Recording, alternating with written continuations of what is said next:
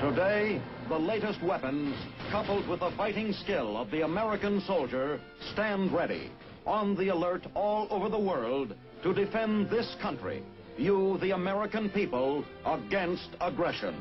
This is The Big Picture, an official television report to the nation from the United States Army. Now, to show you part of the big picture, here is Sergeant Stuart Queen. Since the First War, man has tried to win by striking suddenly at the weakest point of his enemy's defense. Virtually every avenue of surface combat has been explored, and few possibilities have been overlooked in the recurring wars which have dotted man's history since biblical days. Centuries of combat and almost 4 decades of powered flight slipped by before man recognized and proved that victory could be accelerated by means of an attack from a new direction. The sky, vertical envelopment. That's the airborne story.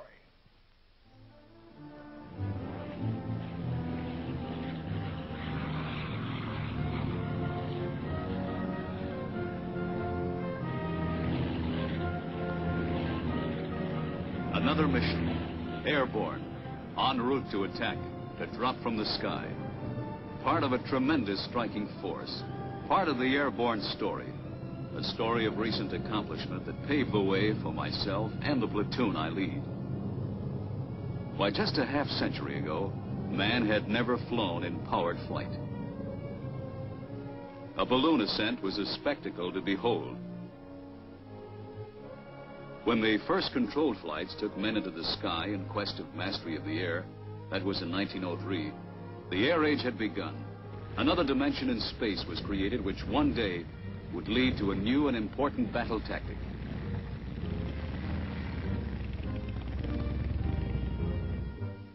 Our Army took the lead in aiding and encouraging a new industry. Aviation, it was called. At first, it was assumed that the only use for these contraptions would be in communications, and they became part of the Signal Corps.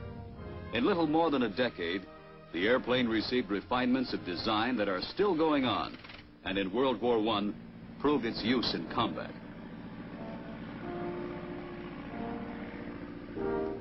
But it wasn't until after the war that parachutes began their development. Principal users seemed to be daredevil barnstormers who jumped from fragile wings to thrill a Sunday crowd.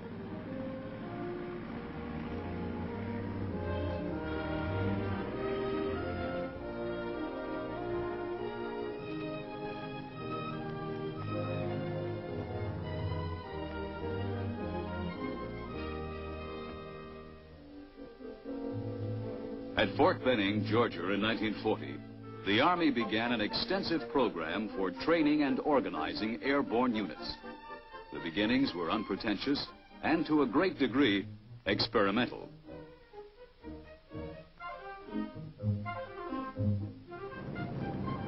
This was the final phase for those of us who went through those first days at Benning. The real thing, out of the door and down to earth in a free shoot. 48 of us came out of the 29th Division, then we split to form the 82nd and 101st. In 1941, we in the world saw a demonstration of the effectiveness of an airborne attack. German Stukas escorted transports across the Mediterranean. Their destination, the island of Crete. Their strength, a battalion. Their mission, seize communications and knock out command machinery. The result, success. But other airborne operations early in World War II involved little more than sudden raids by small bands of parachutists. It was soon found that those lightly armed shock forces needed to be supplied with heavier weapons, reinforcements, and a battle plan which included quick link-up with friendly ground forces.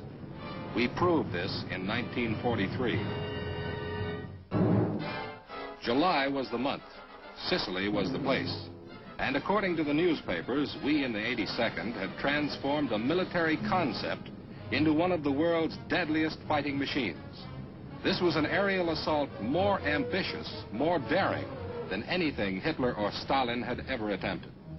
The liberation of Sicily was a shadow of things to come, a moment for which all Europe was waiting.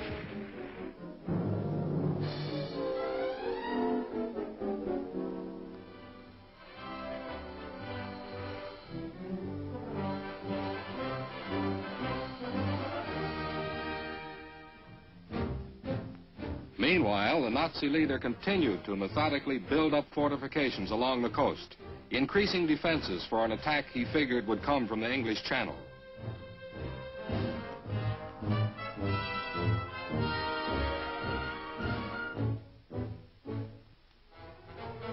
Our outfit had been transferred to England, and we were caught up in a maelstrom of planning and training, a program that increased in size and tempo.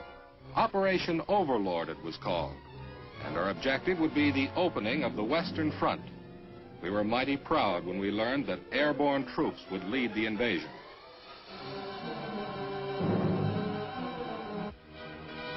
The climax was approaching, the results of months of preparation, building up supplies and men.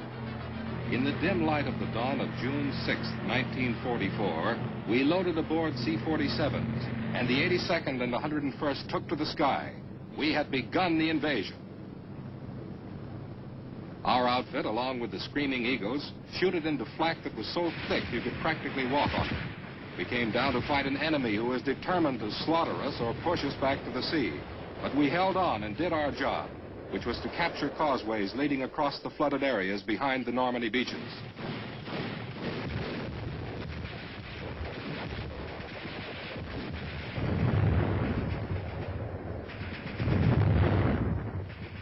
Airborne infantry led the way, liberated the first town from the Nazi yoke.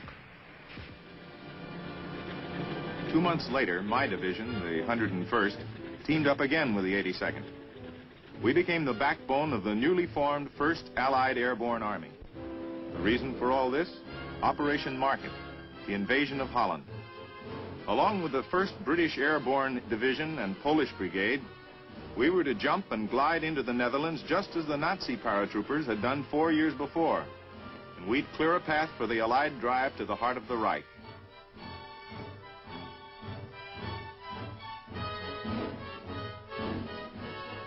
Gliders would play an important part in this operation.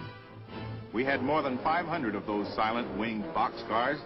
They'd carry cargo as well as troops.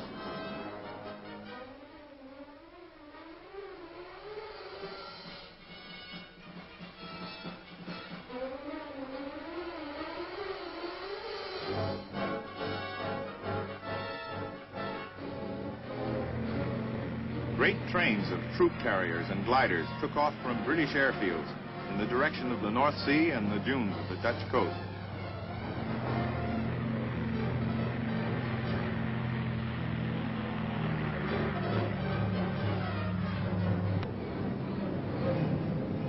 Our air armada made a giant mobile striking force. More than 2,000 aircraft swept out over the Netherlands. Our objectives were key bridges which linked the canal country together. The gliders came in a bunch.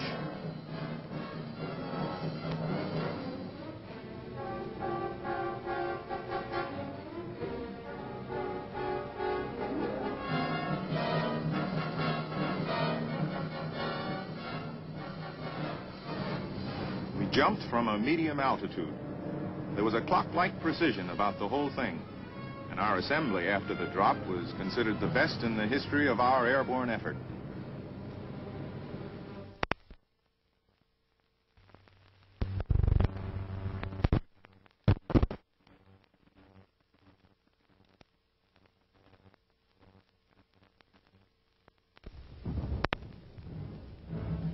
Many spots took quite a while to liberate.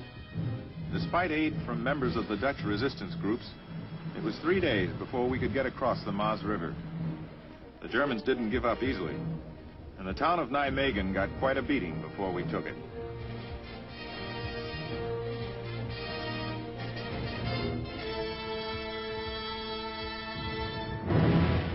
Our objective, the extremely important bridge at Nijmegen, was safe. Operation Market was the last jump for the 101st and 82nd, but the war was far from over for the Airborne Division. For a Christmas present, we got Bastogne. This small Belgian town gave its name to a period of time we'll never forget. They say that Valley Forge was rough during the American Revolution. Well, it couldn't have been any tougher than trying to dig into the frozen Belgium countryside with 8 desperate Nazi divisions breathing down your neck. It was tough. We held out until reinforcements got through, and the tide was turned in the Battle of the Bulge.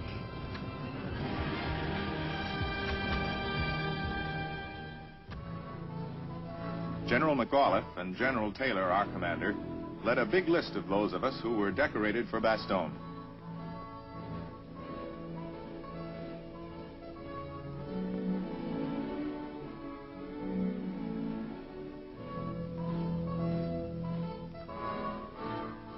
But not all airborne activity was taking place in the European theater. There was paratroop activity on the other side of the world. In the Pacific, men were learning about vertical envelopment. I'll give you a brief demonstration on the functioning of the parachute assembly. The most important thing to remember is to hook your static line snap fasten to the anchor cable in the plane before you jump. If this is done, I'm sure you won't have any trouble. I don't know of a single case of record today where this parachute has failed to open due to the fault of the equipment. As soon as the man has hooked his static line snap fastened to the anchor cable in the plane, he leaves the plane, calling the length of the static line, which is 15 feet long. The cover breaks off. With the aid of a brake cord attached to the cover to the silk at the apex, it pulls the silk from the pack assembly. The line being pulled. These soldiers were additions to a rapidly expanding airborne striking force. You ready? Stand up and hook up. Check your equipment. Sound off for equipment check. Hey, okay. Close it up and stand in the door. Is everybody happy? Well, let's go. Push on.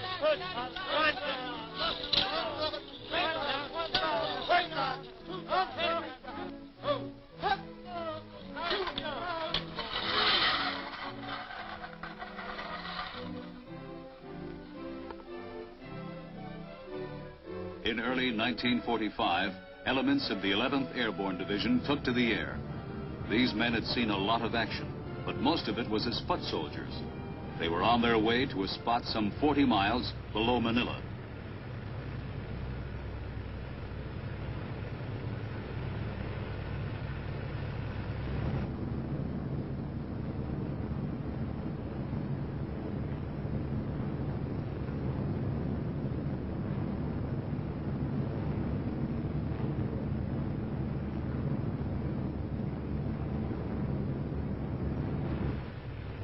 These silk canopies floating to earth were the start of a stiffly contested road back to the Philippine capital, a road which became more strongly fortified and which was to include some of the bitterest battles of the Pacific War as the Japs were driven closer to their homeland and closer to their inner line of defense.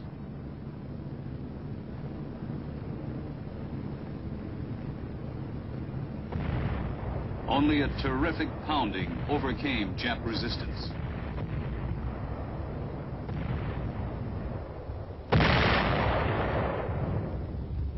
This was the last significant phase of airborne activity in World War II. Fighting as foot soldiers, the 11th Division Angels helped to retake important positions. Then, victory in the Pacific canceled plans for an airborne invasion of the Japanese islands.